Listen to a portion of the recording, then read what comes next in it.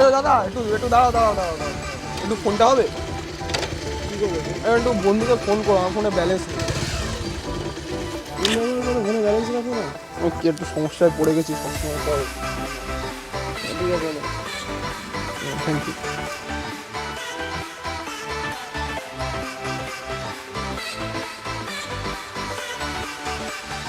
Hello, আরে তুই কোথায় রে? আরে আমি তো এখানেই দাঁড়িয়ে আছি।